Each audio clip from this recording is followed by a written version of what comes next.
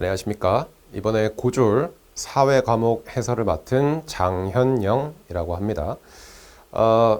이번에 사회 과목 수강을 하시는 분들 중에서 이제 문제를 좀 더 이제 잘 보고 싶다.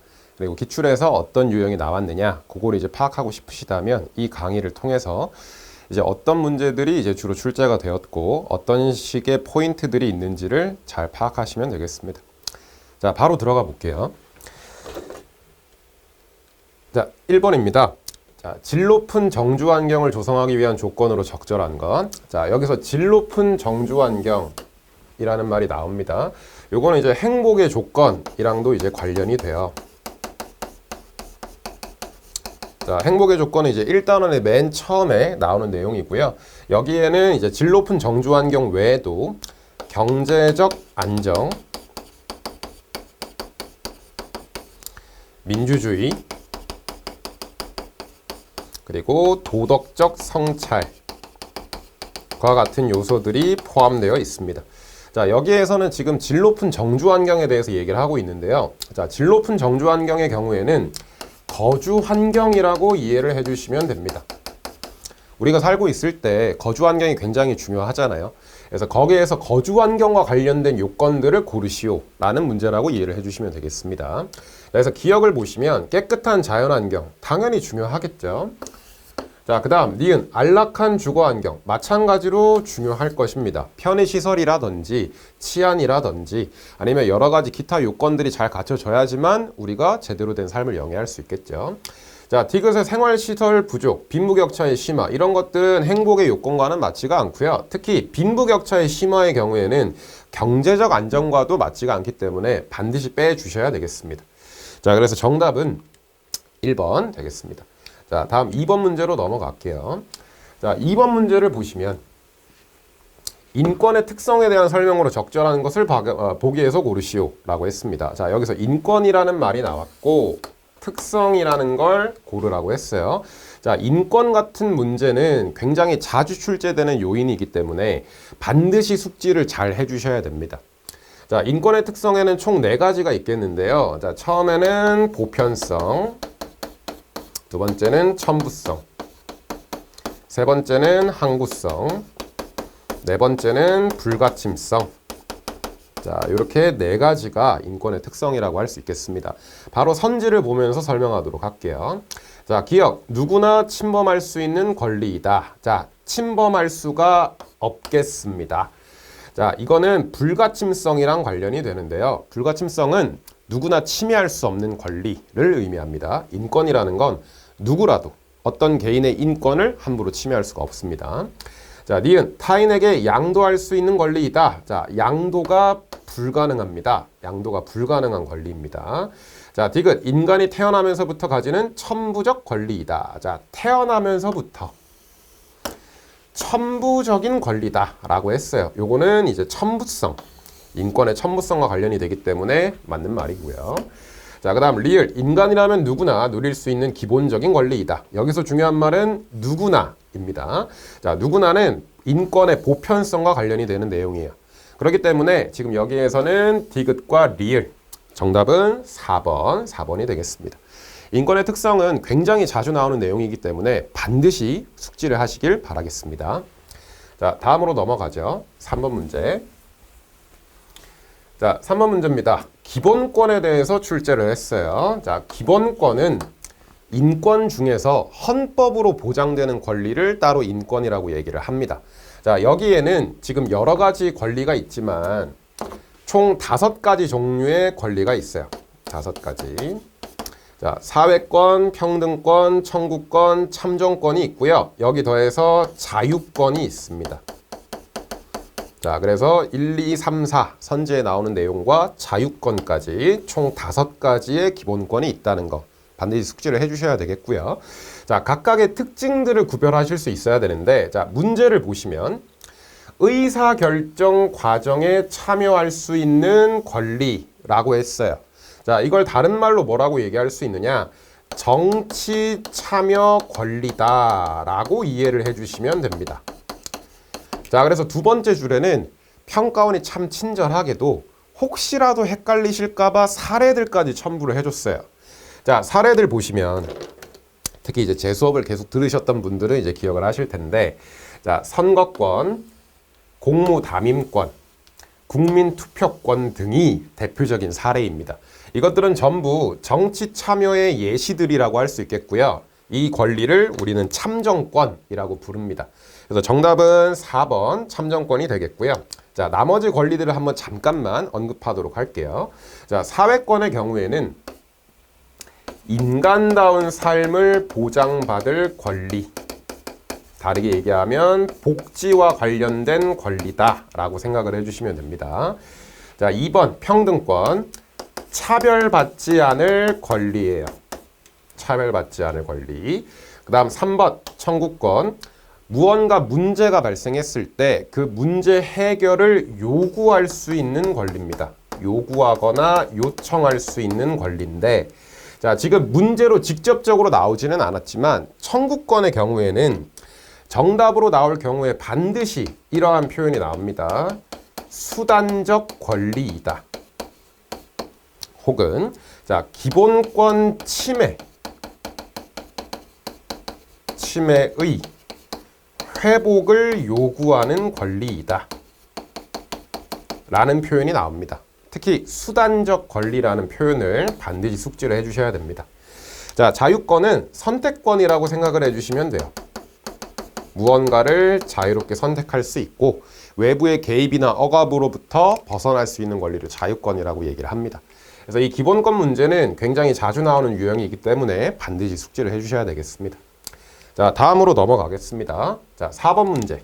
다음에 설명하는 경제체제로 적절한 것을 고르시오. 자, 경제 파트의 문제가 출제가 됐습니다. 자, 경제 파트 문제의 경우에는 아마 공부하시는 과정에서 가장 어려움을 많이 느꼈던 부분 중에 하나가 경제 파트일 거라고 생각이 됩니다. 아무래도 용어가 좀 낯설기도 할 것이고, 그 다음에 평소에는 잘 쓰지 않았던 용어나 개념들이 나오기 때문에 아마 조금 낯설게 느끼셨고 어려움이 있으셨을 거예요. 자, 그런데 안타깝게도 이 경제 파트 문제는 굉장히 출제가 많이 됩니다.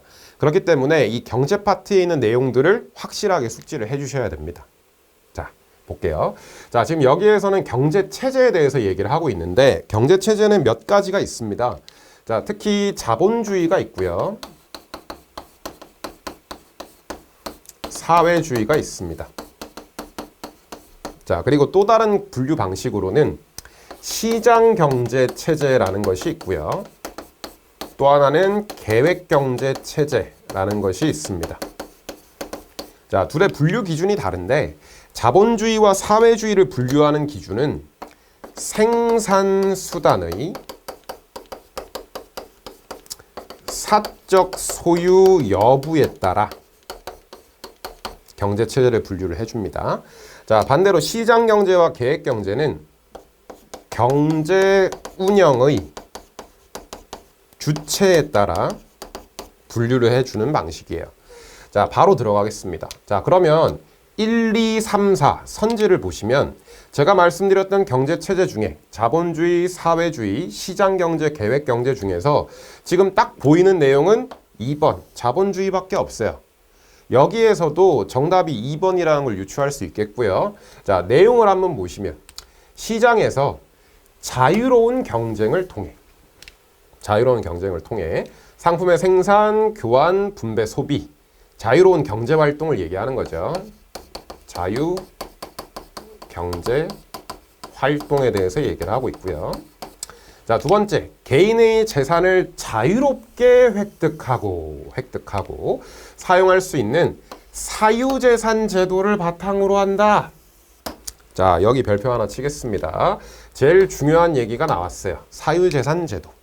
자, 사유재산 제도는 말 그대로 개인이 재산을 소유할 수 있는 제도를 사유재산 제도라고 얘기를 합니다. 자, 이 사유재산 제도가 자본주의와 사회주의를 구별하는 가장 큰 특징이라고 이해를 하시면 되겠어요. 자본주의는 사유재산 제도를 바탕으로 경제가 운영됩니다. 반대로 사회주의의 경우에는 생산수단의 사적 소유를 인정하지 않습니다. 그렇기 때문에 우리가 흔히 북한이라든지 사회주의 국가를 떠올릴 때 그 사람들은 개인 재산이 없어 라고 할 수 있는 이유가 이런 부분 때문이에요. 물론 엄밀하게 얘기하면 그 사람들도 사유재산이 있기는 하지만, 자, 검정고시 레벨에서는 이 정도만 알아도 충분히 문제를 풀 수가 있습니다. 자, 그래서 정답은 2번 자본주의가 되겠고요. 자, 나머지 법치주의, 공동체주의, 자문화 중심주의 같은 경우에도 해당 주제에서는 다루지만 지금은 경제 관련된 주제를 하고 있기 때문에 넘어가도록 하겠습니다. 자, 정답은 2번 자본주의 되겠고요. 자, 그 다음 5번 문제로 가겠습니다. 자, 기억에 들어갈 내용으로 알맞은 것을 고르시오. 자, 요 그림이라고 해야 될까요?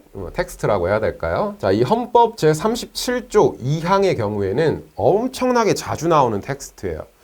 그래서 이제 기출문제를 조금 풀어보시거나 아니면 이제 예상 문제를 조금 풀어보시다 보면 이 말을 얼마나 자주 보실 수 있는지를 직접 체감을 하실 수 있을 겁니다. 엄청나게 자주 나오는 표현이에요. 그래서 요거 좀 약간 익숙해 주시면 아무래도 문제 푸는데 도움이 되겠죠. 자, 이거는 뭐랑 관련되는 내용이냐면 기본권 제한과 관련된 주제다라고 생각을 해주시면 됩니다. 자, 우리가 앞쪽에서 기본권 문제를 풀었죠. 기본권 문제는 크게 종류가 두 개가 나옵니다. 하나는 기본권 자체에 대해서 알고 있느냐를 묻고요. 다른 하나가 지금 여기 나오는 기본권 제한에 대해서 알고 있느냐, 이런 주제가 출제가 될 수 있습니다. 뭐 같이 나오는 경우도 있고요. 지금처럼 따로따로 출제되는 경우도 있는데 어쨌든 잘 출제되는 주제이니까 잘 알아두셔야 되겠습니다. 자, 기본권 제한은 크게 세 가지를 중심으로 보셔야 돼요. 첫 번째는 조건, 기본권 제한의 조건에 대해서 아셔야 되고, 두 번째는 방법, 세 번째는 한계. 자, 요 세 가지를 중심으로 기본권 제한의 내용들을 잘 숙지를 해주셔야 됩니다. 자, 먼저 조건부터 볼게요. 자, 지문을 보시면 국민의 모든 자유와 권리는 국가 안전 보장, 질서 유지 또는 기억을 위하여. 자, 여기까지가 조건이에요. 다르게 얘기하면 기본권 제한의 조건은 무엇이냐? 공익을 위해서 가능하다. 공익을 위해서만 국민의 기본권을 제한할 수 있어요. 자, 그 다음 계속 읽어볼게요. 자, 필요한 경우에 하나여 법률로서 제한할 수 있다. 자, 이게 방법입니다. 기본권을 제한할 때는 반드시 법률을 통해서만 제한이 가능합니다. 공부하신 분들은 아시겠지만, 자, 기본권의 경우에는 헌법에 의해서 보장되는 권리예요. 국가의 최고법인 헌법에 의해서 보장되기 때문에 이 기본권을 제한하기 위해서는 또 다른 법률이 필요합니다. 자, 그래서 이걸 문제에서는 어떻게 얘기하기도 하냐면 국회의 동의가 필요하다라고도 얘기를 합니다. 왜냐하면 국회가 입법부잖아요. 그죠? 입법부는 법을 만들고 개정하는 부서이죠. 그래서 입법부의 동의가 필요하기 때문에 그 입법부의 동의가 있다면 법률을 만들 수 있겠죠. 그래서 방법은 법률을 통해서만 가능하다. 이렇게 알아두시면 되겠고. 자, 그 다음 계속 보시면 제한하는 경우에도 본질적인 내용을 침해할 수 없다라고 했어요. 여기가 한계가 되겠습니다. 본질적 내용은 침해가 불가능하다. 이게 한계라고 생각하시면 되겠습니다. 그러니까 기본권이 사라지는 게 아니에요. 축소되는 것이다. 이렇게 이해하시면 되겠습니다. 자, 그래서 정답은 2번 공공복리가 되겠죠. 공익을 위해서만 가능할 테니까. 자, 정답은 2번 되겠습니다. 자, 다음으로 넘어갈게요. 자, 6번 문제. 자, 기억리언에 들어갈 사회복지제도로 적절한 것을 고르시오. 자, 사회복지제도라는 말이 나왔네요. 자, 사회복지제도도 간간히 이제 출제가 잘 되는 편입니다. 특히 사회복지제도의 경우에는 지금 문제와 같이 종류를 묻고 그 종류를 구별할 수 있느냐라는 식으로 이제 문제가 구성이 많이 됩니다. 그래서 사회복지제도의 이제 종류들을 아셔야 되는데, 자, 종류로는 크게 세 가지: 사회보험, 공공부조, 그리고 사회서비스, 이 세 가지 종류가 있다라고 먼저 개념을 잡아주시면 되겠습니다. 자, 지문을 보면서 바로 설명을 해드릴게요. 자, 기억을 보시면 일정 수준의 소득이 있는 개인과 정부, 기업이 보험료를 분담한다. 자, 그러면 보험료를 납부하는 사람들이 누구라는 거예요? 개인과 정부 기업이 함께 보험료를 납부하고 있습니다. 자, 그래서 기업의 경우에는 내 돈만 들어가는 것이 아니라 사회적인 부담도 함께 들어간다는 거예요. 그래서 사회보험의 경우에는 자비 부담과 더불어 사회의 비용 부담이 같이 있다는 점, 요걸 기억을 해주셔야 됩니다. 자, 그 다음 구성원의 사회적 위험에 대비하는 제도이다. 자, 위험에 대비한다. 우리는 위험에 대비하기 위해서 뭐에 가입합니까? 보험에 가입을 하죠. 사회보험도 이 미래에 있을 위험에 대해서 대비하는 제도예요. 그래서 기억은 사회보험이 되겠죠. 자, 그러면 1, 2, 3, 4 선지를 보시면 지금 2번은 기억의 공공부조가 왔고 3번도 개인보험이 왔고요. 4번에도 공공부조가 왔습니다. 정답은 1번인 게 너무 명확해요. 자, 그런데 니은을 한번 보겠습니다. 자, 니은을 보시면 대상으로 저소득 계층을 대상으로 한대요. 자, 그 다음 국가가 전액 지원한답니다. 자, 중요한 말이 나왔어요. 국가의 전액 지원.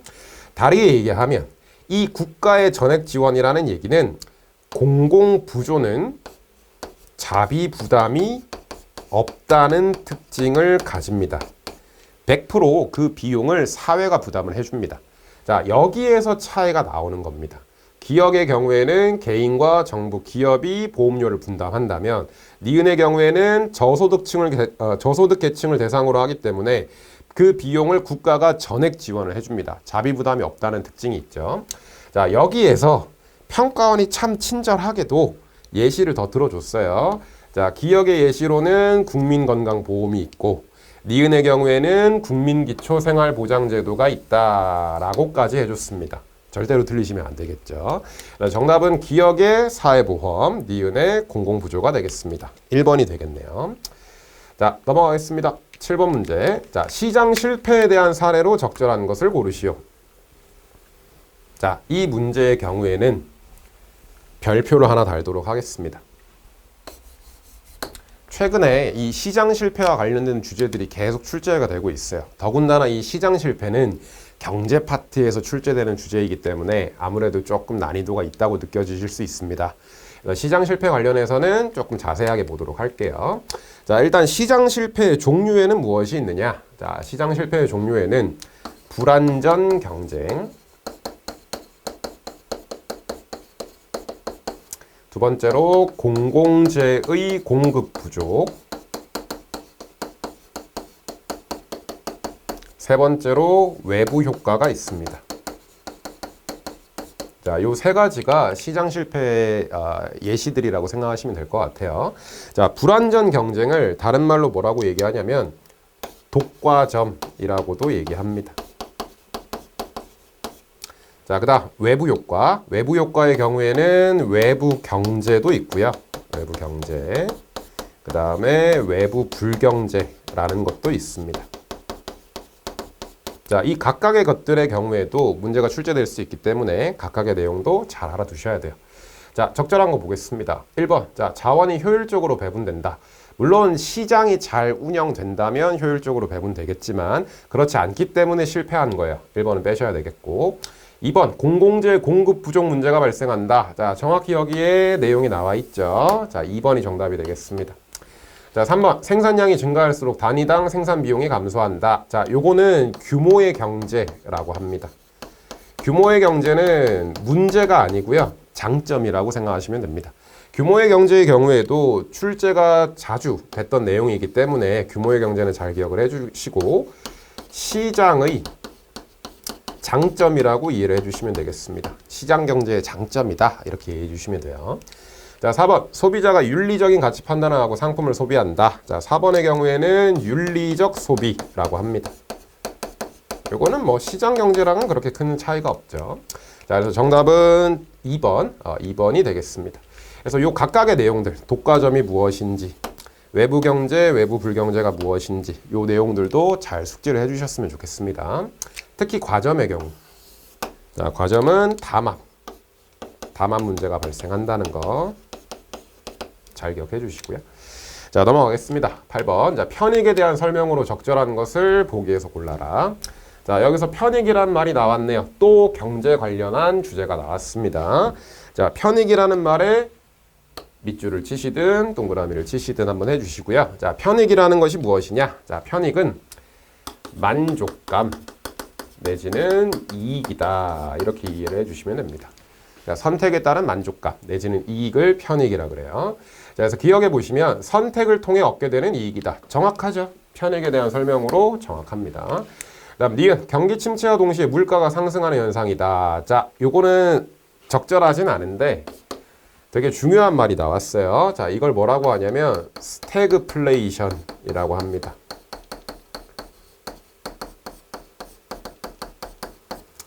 자, 인플레이션이라고 해서 물가 상승을 설명하는 용어가 있습니다. 그 물가 상승 중에서도 거의 최악의 경우라고 보는 게 이제 스태그플레이션인데, 스태그플레이션은 경기 불황이 왔지만 거기와 더불어서 물가까지 동시에 상승하는 걸 스태그플레이션이라고 얘기를 합니다. 그래서 물가 상승이라는 말 좀 기억하시고요. 자, 디귿 대가를 지급하고 난 뒤 회수할 수 없는 비용이다. 자, 회수할 수 없대요. 회수할 수 없다. 자, 이걸 매몰 비용이라고 합니다. 이건 편익이랑은 상관이 없죠. 매몰 비용. 자, 그다음 리을 금전적인 이익뿐 아니라 비금전적인 것도 포함된다. 자, 비금전적인 것도 포함된다. 반드시 숙지하셔야 됩니다. 자, 제가 아까 편익을 뭐라고 말씀드렸죠? 만족감이나 이익이라고 말씀드렸어요. 저 만족감에는 감정적인 만족감 또 포함됩니다. 당연히 비금전적인 것이죠. 당연하기 때문에 자, 편익에 대한 설명으로 적절한 것은 기억과 리을. 정답은 2번 되겠습니다. 자, 편익 잘 알아두시고. 자, 넘어갈게요. 9번. 자, 기억에 들어갈 내용으로 옳은 것을 고르시오. 자, 내용을 보시면 노동조합, 사용자, 교섭, 근로자 이런 말이 나와요. 자, 여기에서 보시면 자, 그 노동조합을 통해 사용자와 자주적으로 교섭할 수 있는 권리다. 교섭할 수 있는 권리래요. 교섭이라는 건 협상이죠. 협상. 자, 노동조합은 노동자의 조직인데 그러면 노동자의 조직이 협상하는 내용이 뭘까요? 당연히 노동조건과 관련된 것이겠죠. 노동조건과 관련된 협상을 할 수 있는 권리. 자, 헌법 제33조 근로자는 근로조건의 향상을 위해서 자주적인 단결권, 기업 및 단체 행동권을 가진다. 자, 여기 밑줄 쫙 쳐주시고 단결권, 기업, 단체 행동권. 자, 이걸 뭐라고 하냐면 노동 3권이라고 합니다. 노동자의 세 가지 권리를 얘기하고요. 단결권, 단체 교섭권, 단체 행동권이 있어요. 자, 단결권은 노동조합 결성입니다. 노동조합을 결성할 수 있는 권리. 단체 행동권은 파업이나 태업을 할 수 있는 권리다. 이렇게 이해를 해주시면 되겠고. 자, 그러면 교섭권. 교섭권은 이제 협상할 수 있는 권리예요. 협상할 수 있는 권리. 정답은 이제 4번 되겠습니다. 4번이 정답이 되겠죠. 자, 이 노동 3권의 경우에도 한동안 엄청 자주 출제가 됐었어요. 지금은 약간 뜸하기는 했는데 이런 식으로 한 번씩 출제될 수 있기 때문에 반드시 숙지를 해주셔야 되겠다. 자, 10번으로 넘어가겠습니다. 바람직한 생애 주기별 설계에 대한, 금융 설계에 대한 설명으로 적절한 것을 고르시오. 자, 여기서 금융 설계래요. 또 경제 관련된 주제가 나왔죠. 자, 생애 주기라는 말에 밑줄 치겠습니다. 자, 생애 주기는 인생의 단계를 몇 가지로 나눈 걸 이제 생애 주기라고 얘기를 합니다. 자, 크게 생애 주기에는 4단계가 있어요. 아동기, 청년기, 중장년기, 그리고 노년기가 있습니다. 자, 시기적으로 대략 아동기는 0세부터 19세 정도라고 생각을 하시면 됩니다. 여기서 말하는 아동은 청소년까지 포함한 개념이에요. 청년은 20에서 30대를 생각하시면 되겠고 중장년은 40에서 50대를 생각하시면 됩니다. 노년기는 60대 이후, 은퇴 이후라고 생각을 하시면 돼요. 자, 그러면 이 시기들을 통해서 금융 설계를 할 때 적절한 설명을 골라라. 자, 1번 현재 소득만을 고려한다. 항상 이런 식으로 뭐뭐만이라는 말이 나오면 항상 주의하셔야 됩니다. 현재 소득만 고려하는 것이 아니고 미래 소득까지 고려하셔야 돼요. 자, 2번 생애 주기 전체를 고려해서 설계한다. 자, 전체를 고려한다. 반드시 기억하셔야 됩니다. 청년기에 경제 생활을 하면서 어디까지 바라봐야 돼요? 중장년, 노년까지 영향을 줄 수 있다는 걸 당연히 알겠죠. 그러면 청년기에 금융 설계를 한다면 앞으로 중장년기와 노년기에 무엇을 할지까지도 고려를 하셔서 금융 설계를 하셔야 됩니다. 정답은 2번이 되겠고요. 자, 그 다음 3번. 중장년기에는 저축하지 않고 소득의 전액을 지출한다. 자, 중장년기는 저축하지 않고 큰일 나겠죠. 물론 중장년기는 인생 전체에서 소득도 가장 높지만 지출도 가장 높은 시기예요. 왜냐하면 중장년기에 자녀 양육이라든지 집 마련이라든지 노후 대비 이런 것들을 하기 때문에 당연히 지출이 많습니다. 하지만 지출만 하고 저축하지 않는다면 노후 대비는 어떡하죠? 저축도 하셔야 됩니다. 자, 그 다음 4번. 생애 주기의 각 단계에 따라 필요한 자금의 크기는 같지 않겠죠. 청년기는 결혼, 중장년기는 자녀 양육, 집 마련, 노후 대비. 당연히 비용이 다를 거예요. 그죠? 자, 넘어가겠습니다. 11번 문제. 다음에 설명하는 문화 변동의 요인은 무엇인가? 자, 문화 변동 나왔네요. 자, 얘도 반드시 출제된다 라고 이해하셔도 큰 무리가 없습니다. 계속해서 나오는 주제 중에 하나가 이 문화 변동 관련된 주제예요. 그래서 이것도 별표 하나 달아주겠습니다. 내용 자체는 어려울 게 없어요. 내용 자체는 어려울 게 없지만 자주 출제되기 때문에. 자, 여기에서 문화 변동의 요인이라는 말이 나왔죠. 자, 요인이라는 말은 원인이다. 이렇게 이해를 해주시면 됩니다. 약간 맥락은 다르지만 쉽게 원인이라고 생각하시면 됩니다. 자, 그래서 요인을 살펴보자면 요인은 이제 몇 가지로 분류를 할 수 있어요. 자, 크게 내재적 요인이 있고요. 외재적 요인이 있습니다. 자, 다시 내재적 요인이 두 가지. 발견과 발명으로 분류가 되고요. 자, 외재적 요인에는 세 가지. 직접 전파, 간접 전파, 그리고 자극 전파. 이렇게 세 가지로 다시 분류가 됩니다. 자, 일단 외재적 요인 보시면은 전부 다 전파라는 말이 들어가요. 그렇죠? 자, 그래서 외재적 요인에 의한 변화를 다른 말로 문화 전파라고도 얘기를 합니다. 자, 그럼 볼게요. 자, 1번의 발견, 2번의 전파, 3번의 비교우의, 4번의 절대우의가 나와 있네요. 자, 비교우의랑 절대우의는 바로 빼주셔야겠죠? 여기 없잖아요. 그죠? 자, 2번의 전파. 자, 이게 뭘 얘기하는 거겠어요? 외재적 요인에 의한 문화 전파를 얘기하는 겁니다. 자, 그럼 이제 문제를 볼게요. 자, 문화 변동의 내재적 요인이다. 자, 내재적 요인이라면 발견과 발명 두 개밖에 없어요. 자, 이미 존재하고 있었지만 알려지지 않았던 것을 찾아낸 것이다. 찾아낸 것. 자, 찾아냈다라는 말을 반드시 기억하셔야 됩니다. 자, 발견의 경우에는 존재하고 있었어요. 그런데 알려지지는 않은 거죠. 그래서 이걸 찾아낸 겁니다. 자, 반대로 발명의 경우에는 존재하지 않았던 것을 새롭게 만들어내는 거예요. 찾아내느냐, 만들어내냐, 이 차이를 구별을 하셔야 됩니다. 정답은 1번 발견이 되겠죠. 요거는 종류만 아셔도 얼마든지 풀 수 있는 문제니까 반드시 숙제하시길 바라겠습니다. 자, 12번 넘어갈게요. 자, 다음 퀴즈에 대한 정답으로 옳은 것을 고르시오. 자, 한 사회에서 부, 권력, 명예 등의 사회적 자원이 차등적으로 분배되어 구성원들이 차지하는 위치가 서열화되어 있는 것. 자, 이것을 사회 불평등이라고 얘기를 합니다. 이거는 제가 딱히 설명드릴 게 없을 것 같네요. 다만 4번 스태그플레이션. 제가 아까 이제 지문과 선지를 설명해 드리면서 스태그플레이션이 뭔지 설명을 드렸습니다. 이런 식으로 이제 오답으로 나오는 경우가 있으니까요. 의미만 한번 숙지를 해주시면 좋겠습니다. 정답은 1번 사회 불평등이 되겠습니다. 자, 넘어가겠게요. 13번. 기억에 들어갈 내용으로 적절한 것을 고르시오. 자, 분배적 정의의 실질적 기준. 분배적 정의의 실질적 기준. 자, 말 그대로 분배의 기준이에요. 분배의 기준. 자, 분배의 기준 보시면 기업, 업적, 능력, 그리고 절대적 평등이라는 것도 있습니다. 한 4가지 정도를 얘기할 수 있는데요. 자, 그러면 기억이 뭐냐? 자, 기억에 따른 분배의 의미를 보시면 인간다운 삶을 보장하기 위해 기본적인 욕구를 충족할 수 있도록 분배한다. 특히 사회적 약자를 위해 더 많은 재화를 사용할 수 있다. 왜 그럴까요? 사회적 약자가 기본적인 재화의 필요도가 높기 때문이에요. 필요도가 높기 때문에.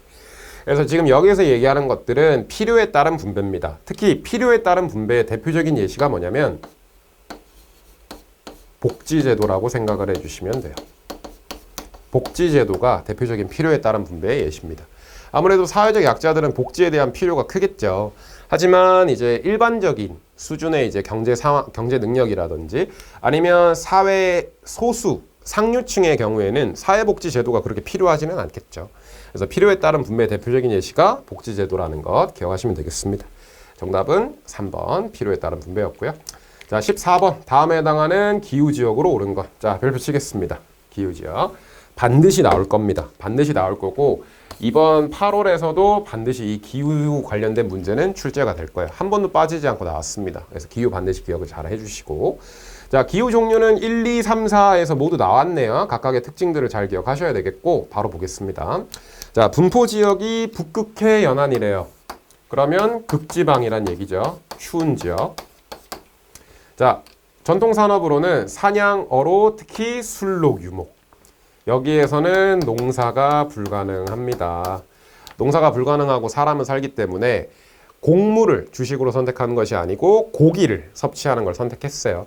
하지만 사냥이나 낚시의 경우에는 고기를 안정적으로 수급할 수가 없기 때문에 술록을 키우면서 고기를 수급합니다.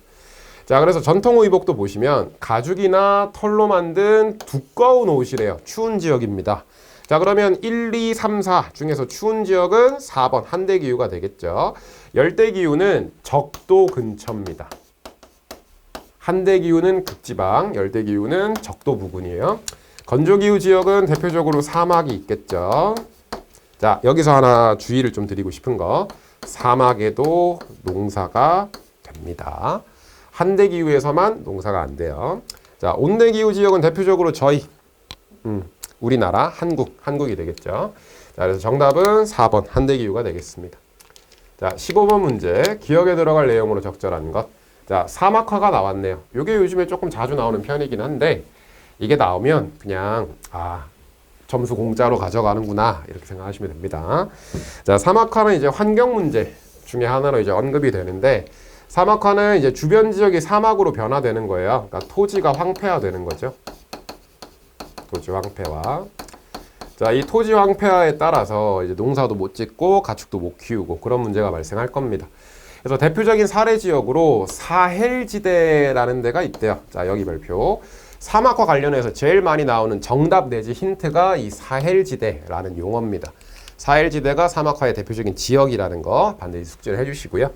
자, 그러면 사막화의 원인이 무엇이냐? 자, 사막화의 원인으로는 지나친 경작, 농사를 너무 많이 짓거나 혹은 지나친 방목, 가축을 풀어서 풀을 먹이거나 아니면 벌목, 나무를 너무 많이 베어내거나 혹은 가뭄, 비가 안 오거나 이런 여러 가지 요인들이 영향을 줍니다. 자, 그러면 1, 2, 3, 4 중에서 여기에 해당하는 내용으로는 3번 과도한 목축밖에 없겠네요. 그래서 정답은 3번이 되겠습니다. 녹지가 확대된다면 당연히 사막은 줄어들 거예요. 줄어들 거기 때문에 관련이 없고요. 인구 감소는 환경 문제랑은 그렇게 직접적으로 관련이 없죠. 그 다음에 4번은 일조량 부족. 일조량 부족은 햇빛이 적게 내리찐다는 건데 사막화랑은 관련이 없겠습니다. 자, 넘어가서 16번 볼게요. 자, 다음에 설명하는 자연관은 무엇인가? 자, 자연관이 나왔죠.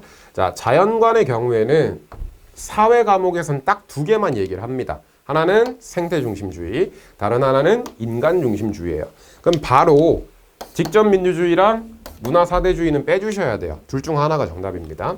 자, 내용을 보시면 인간을 자연보다 우월한 존재로 여긴대요. 그러면 다르게 얘기하면 인간을 자연보다 우월하다라고 얘기한다는 얘기는 인간과 자연 중에 뭐가 더 중요하다? 인간이 더 중요하다라는 내용이겠죠. 그렇기 때문에 인간의 이익이나 행복을 먼저 고려한대요. 자연보다도 인간을 우선적으로 고려하는 관점입니다. 자, 두 번째 줄 보시면 산업화 도시화 과정에서 발생한 환경 파괴의 주된 원인이다. 이 자연관에 따라서 환경 파괴가 일어났대요. 인간을 중요하게 여기고 이거에 따라서 환경 파괴라는 문제가 발생했답니다. 그러면 정답은 3번 인간 중심주의가 되겠죠. 자, 생태 중심주의는 뭐냐? 생태 중심주의는 인간, 동물, 식물, 무생물까지 자연 전체의 전체 생태계가 중요하다 라고 얘기하는 관점을 생태중심주의라고 얘기를 합니다. 그래서 사회 과목에서는 생태중심주의는 이렇게 이해를 해주시면 돼요. 인간과 자연의 조화, 균형을 강조하는 입장이다. 이렇게 이해를 해주시면 되겠습니다. 자, 그래서 정답은 3번 인간중심주의가 되겠고요. 자, 넘어가겠습니다. 17번. 기억 니은에 해당하는 종교는 무엇입니까? 자, 종교 문제가 나왔네요. 종교 문제는 그냥 점수 주는 거죠. 이런 거 틀리시면 안 됩니다. 자, 종교 관련해서는 딱 두 개만 기억하시면 돼요. 사회 과목에서 종교 문제가 나온다면 정답은 이슬람 혹은 힌두교 였어요. 자, 근데 지금 문제에서는 기억이 뭔지 니은이 뭔지 알맞게 짝지으시오 이렇게 했죠. 자, 그래서 이 각각의 특징들을 확실하게 기억을 잘 해주셔야 됩니다. 자, 기억을 보시면 인도래요. 인도에서 주로 신봉하는 다신교. 소를 신성하게 여긴다. 별표. 소고기를 안 먹는다. 소를 신성하게 여긴다. 요거는 힌두교가 되겠죠. 기억은 힌두교입니다. 자, 그러면 빼주시고 빼주시고 빼주시고 정답은 나왔네요. 4번일 텐데. 자, 니은을 보시면 니은 성진 메카. 메카를 향해 기도하고 하루 5번 기도하죠. 5번 기도한다. 자, 그 다음 돼지고기와 술을 금기시한다. 자, 돼지고기를 먹지 않는데요. 돼지고기와 술을 먹지 않는다. 자, 특히 요거 두 개. 소를 안 먹는지 돼지고기를 먹지 않는지. 물론 이유는 다르지만 둘 다 음식에 대한 금기가 있다는 점 거기에는 같겠죠. 자, 이거 말고 힌두교의 경우에는 카스트 제도라는 신분제도 있습니다. 카스트 제도, 신분제. 자, 그 다음 이슬람의 경우에는 뭐 여러 가지 키워드가 있을 수 있겠는데요. 대표적으로 뭐 코란 있겠고요. 그 다음에 모스크, 그 다음에 할랄 이런 내용들도 얼마든지 출제가 될 수 있다는 거 키워드 정도로만 기억을 하시면 되겠습니다. 구체적인 내용은 모르셔도 상관이 없어요. 자, 넘어가겠습니다. 18번. 저출산 문제 해결 방안으로 적절한 것을 보기에서 고르시오. 자, 저출산이랍니다. 저출산. 자, 저출산은 문제에서 굳이 언급이 안 되더라도 항상 저출산 고령화 세트라고 항상 머릿속에 담아 두셔야 됩니다. 자, 저출산은 아기가 별로 안 태어나는 거죠. 출산율이 줄어드는 거고 고령화의 경우에는 노령 인구가 늘어나는 걸 얘기합니다.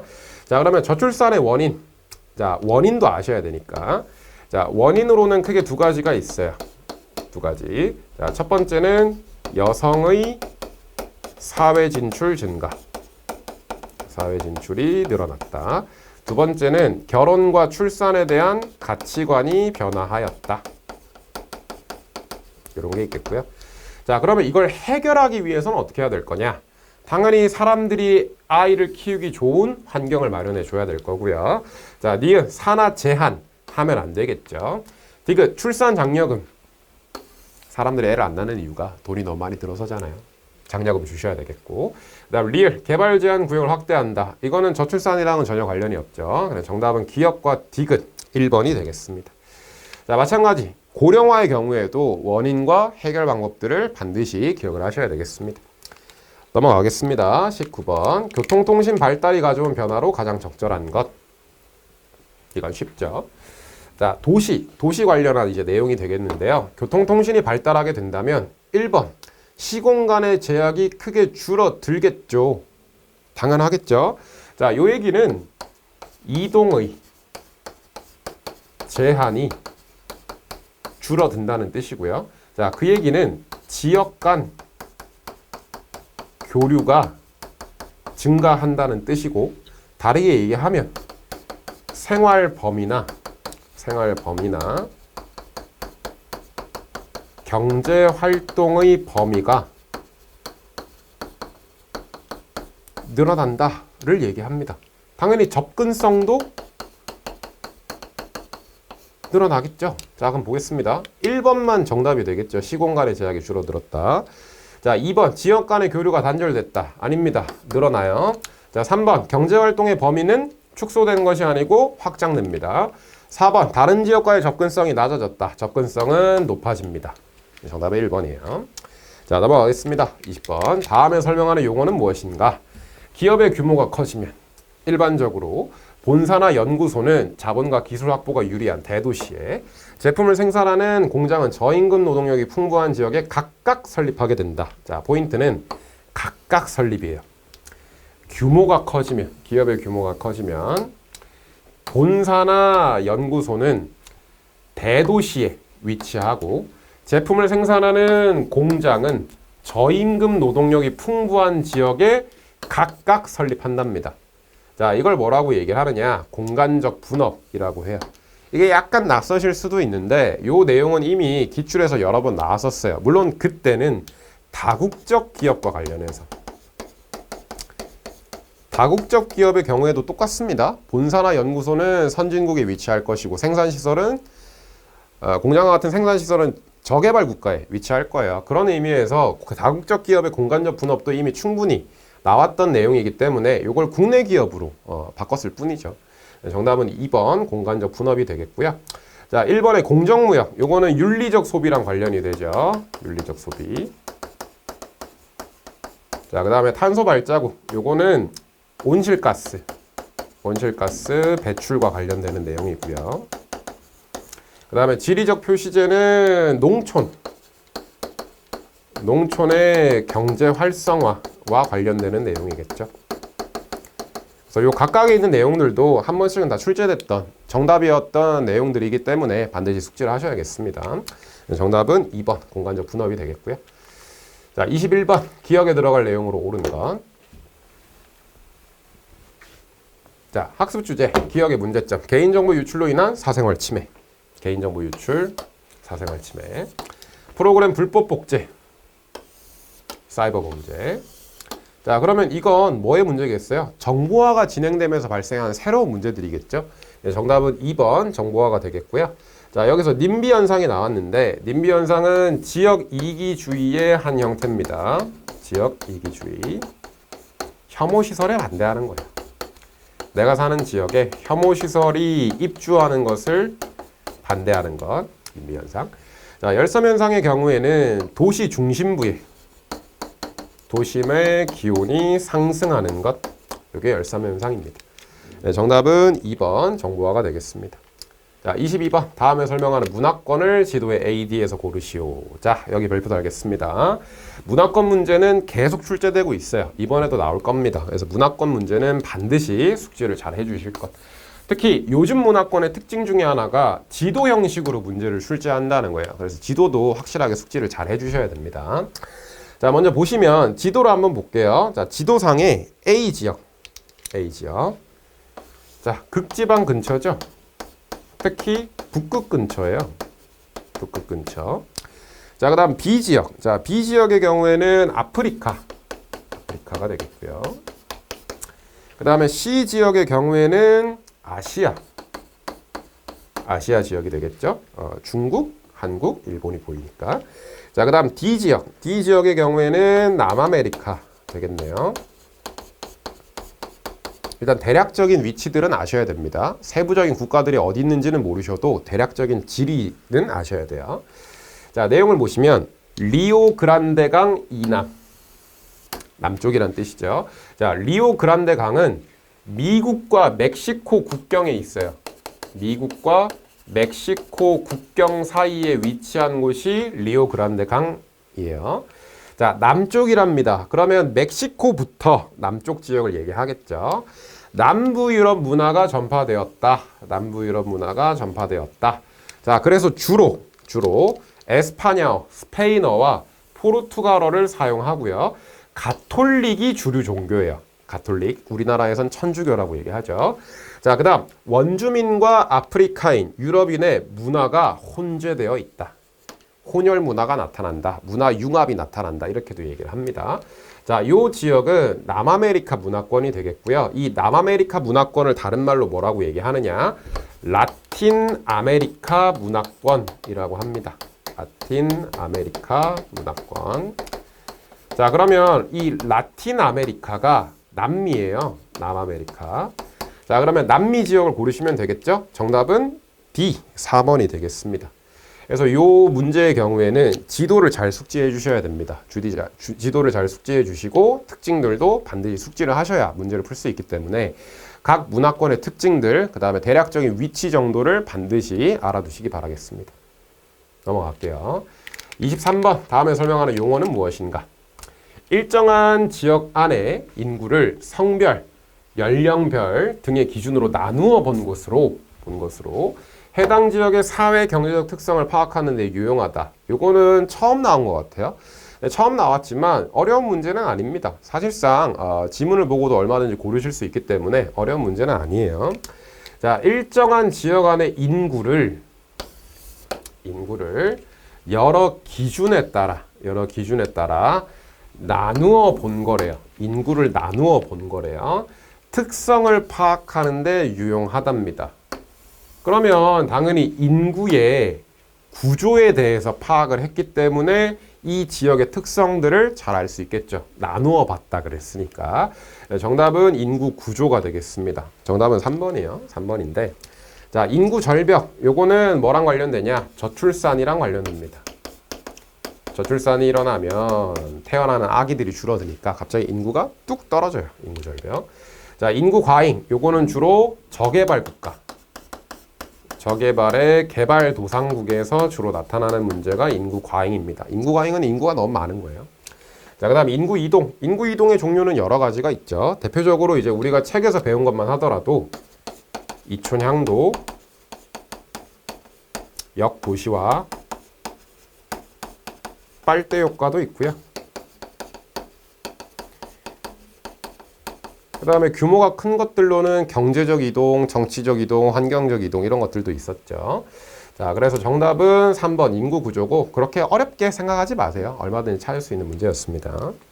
자, 24번 다음에 대해 설명한 내용으로 가장 적절한 건 자, 그린피스 국경 없는 의사회. 자, 두 가지. 이건 아마 뭐 저뿐만 아니고 사회과를 수업하시는 강사분들이나 선생님들께서 엄청나게 많이 강조를 하셨을 거예요. 요 두 개는 대표적으로 자, 국제 비정부 기구의 대표적인 예시죠. 자, 이 비정부 기구를 다른 말로 NGO라고 하는데 국제 규모의 시민단체다. 이렇게 생각을 해주시면 편하겠습니다. 그린피스는 환경보호 활동을 하는 모임이고요. 국경 없는 의사회는 의료 봉사를 주로 하는 단체입니다. 자, 그러면 국제 비정부 기구에 대한 설명으로 적절한 걸 골라라. 그 얘기예요. 자, 그러면 결국 정답은 1번이 되겠죠. 1번 국제 비정부 기구이다. 자, 2번 자국의 이익 실현을 최우선으로 한다. 자, 요거는 국가가 되겠습니다. 국가.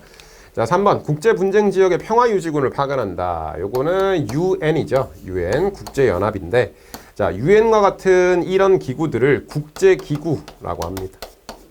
국제기구. 자, 4번 국가를 회원으로 하는 정부 간 국제기구이다. 얘도 국제기구에 대해서 얘기를 하겠죠. 자, 다시 한번 말씀드리지만 얘는 비정부기구예요. 비정부기구. 자, 그렇기 때문에 누굴 구성원으로 하느냐.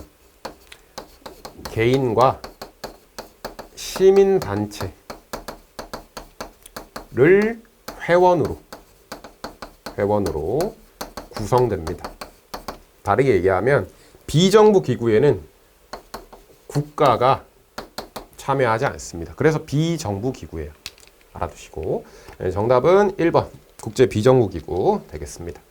그린피스 국경 없는 의사회는 워낙 많이 나오는 내용이니까요. 잘 알아두시고 특히 이제 요거는 문제에서 설명을 드렸지만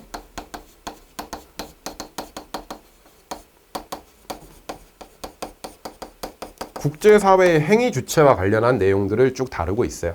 국제사회 행위 주체는 국가, 비정부기구, 그리고 국제기구 이렇게 세 개가 이제 대표적인 예시입니다. 이 각각의 특징과 종류들도 잘 알아두셔야 되겠어요. 넘어가겠습니다. 25번 기억에 들어갈 내용으로 옳은 것. 자, 마지막 문제까지 왔네요. 자, 25번 문제는 자원의 특징을 가지고 냈어요. 자원의 특징. 자, 자원의 특징으로는 세 가지가 있습니다. 세 가지. 유한성, 가변성, 편재성. 자, 요 세 가지를 자원의 세 가지 특성이라고 얘기를 합니다. 유한성은 한정돼 있다는 거예요. 자원이라는 건 무한하지 않다. 양이 한정되어 있다. 자, 가변성은 가치가 변화 가능하다 이 뜻입니다. 그러니까 지금 우리한테 제일 중요한 자원은 아마 석유겠죠. 근데 석유가 옛날부터 가치가 높았냐? 그렇지 않습니다. 석유의 가치는 기술 발전 이후에야 높아진 거예요. 그러니까 얼마든지 석유를 대체할 수 있는 자원이 등장한다면 석유의 가치도 낮아지겠죠. 가치가 변할 수 있다. 자, 그다음 편재성. 요거는 좀 중요한 내용인데, 자, 편재성의 경우에는 특정 지역에 집중 분포한다. 특정 지역에 집중 분포한다. 요런 의미로 이해를 해주시면 되겠습니다. 다르게 얘기하면 골고루 분포하지 않는다. 이렇게 이해를 해주시면 돼요. 자, 요 세 가지 특성. 자, 그러면 자원의 특징 중 하나인데, 자, 언젠가는 고갈된다. 다르게 얘기하면 양이 한정돼 있다 라는 거죠. 자, 요걸 유한성이라고 합니다. 그러면 정답은 3번 유한성이 되겠죠. 자, 여기서 도시성, 동질성, 편리성이 나와 있는데 이건 뭐 깊게까지는 안 들어가셔도 상관없고요. 자, 다만 도시성. 자, 우리 이제 도시와 관련해서 내용을 배울 때 도시성이 확산된다 이런 얘기가 나와요. 그래서 여기서 말하는 도시성이라는 건 개인주의적 성향이라고 이해를 해주시면 되겠습니다. 그러니까 아무래도 도시에는 집단보다 개인이 훨씬 더 중요하잖아요. 그래서 우리가 서로 모르는 사람이라면 함부로 얘기하거나 간섭하지 않죠. 그걸 얘기하는 겁니다. 자, 이렇게 해서 기출문제 해설을 다 진행을 했습니다. 아마도 문제를 보시면서 해설을 들으시면서 그렇게 크게 어렵지 않은데 라고 생각하신 분도 계실 거고, 아, 이 내용은 내가 배웠던 것 같은데 뭐였지? 라고 잘 기억이 안 나시는 분들도 계실 겁니다. 이번 기출 해설 영상을 통해서 그동안 이제 약간 좀 소홀하셨던 내용이나 아니면 배우셨지만 지금 당장 기억이 나지 않는 내용들을 어떤 주제와 관련해서 어떤 포인트들을 특징으로 숙지하셔야 되는지 반드시 꼭 집중적으로 공부를 잘 하셔서 좋은 결과 내시기를 바라겠습니다. 자, 저는 여기까지 하겠습니다. 감사합니다.